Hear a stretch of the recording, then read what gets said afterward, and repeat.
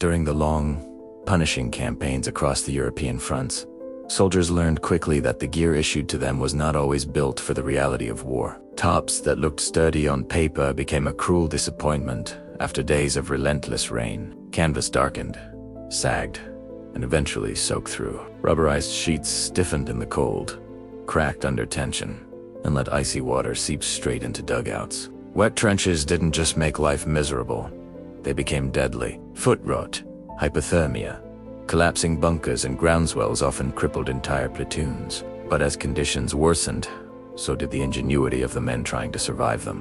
What emerged from that desperation was something remarkable. Soldiers, mechanics, and field engineers began crafting their own waterproof cloth from whatever they could gather: scraps from repair tents, torn uniforms, abandoned duffel bags, strips cut from supply sacks. What they created wasn't just a tarp. It was a layered fabric shield, a kind of handmade defensive skin capable of withstanding rain, snow, wind, and mud for months. In time, the design earned a nickname among those who relied on it: the oilskin burlap sandwich. It became one of the most dependable field-grade shelter materials of the war, built not in factories but by the hands of cold, soaked men who refused to let the elements defeat them. The idea behind it was deceptively simple: stack materials with different properties so that when one layer failed, the next held strong. The outermost layer was typically waxed canvas. Ordinary cotton treated with a mixture of beeswax, linseed oil, and turpentine. Waxing made the fabric water repellent, yet flexible, able to fold, stitch, and move without cracking. Beneath that sat the true waterproof barrier: oilskin, a cloth that had been soaked in boiled linseed oil and cured until tacky and firm. A material long trusted by fishermen and sailors who lived at the mercy of storms. And against the skin of the shelter sat the third layer: burlap. Rough, humble, unimpressive burlap. But it served a vital purpose. It absorbed condensation, wicked away stray droplets, and prevented moisture from pooling inside the shelter where it would rot gear, collapse bedding, and endanger lives. Together, these layers created a system that no single piece of fabric could match. The waxed canvas shed most of the rain. The oilskin blocked whatever remained, and the burlap stabilized the inside, catching moisture before it became a problem. The result was a rugged, semi-breathable, self-healing barrier that endured through mud, frost, and ceaseless storms. Soldiers on the Italian, Norwegian, and Western fronts reported using the same handmade shelter cloth through entire seasons without catastrophic failure, even after artillery shockwaves and freezing downpours battered it day after day. Making this cloth required patience and improvisation. There were no factory looms, no controlled drying rooms, no endless stockpiles of fresh materials. Everything came from what the soldiers already had or what they could scavenge. Wax came from candles, melted down in tin cups. Linseed oil was siphoned from maintenance kits meant for rifles or tools. Burlap was torn from sandbags. Uniforms past their service life were cut apart, stitched, and repurposed. The soldiers weren't crafting luxury gear. They were manufacturing survival with whatever lay at hand. Recreating this today is surprisingly achievable. A heavy canvas drop cloth, a bar of beeswax, boiled linseed oil, a little turpentine, a piece of lightweight cotton or linen, and a sheet of burlap.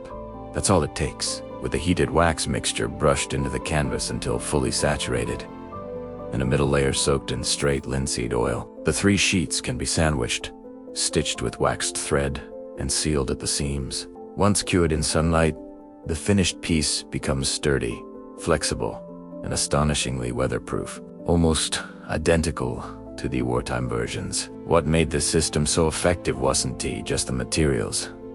It was how those materials behaved together. Modern plastic tops are either waterproof but fragile, or strong but unable to breathe. Once torn, they're nearly impossible to repair. But this old layered cloth was alive in a way plastics aren't. Warmed wax sealed holes. Oilskins stiffened and grew tougher over time. Burlap reinforced weakened areas. Dirt and oil from daily handling worked into the fibers, creating a sort of natural armor. The more it was used, the better it performed. Soldiers in northern France wrote that their cloth seemed to strengthen through the season, becoming a reliable companion in a landscape where everything else was unpredictable.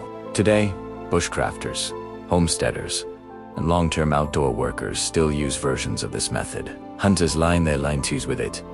Gardeners cover compost piles with it. Off-grid cabins use it for roofs, wall panels, and gear protection. Because unlike synthetic coverings that trap moisture and deteriorate in sun, this layered fabric breathes. It resists rot. It lasts. It can be repaired with nothing more than heat, wax, and time. The cloth was Santi. Just a wartime trick. It was a piece of survival engineering born from scarcity, refined through hardship, and perfected by necessity. It reflects a mindset where nothing is wasted and every failure becomes a lesson. Wax was renewable. Linseed oil came from flax, one of the most common crops across Europe. Burlap was everywhere, and when manufacturing struggled to keep up with war, soldiers simply adapted.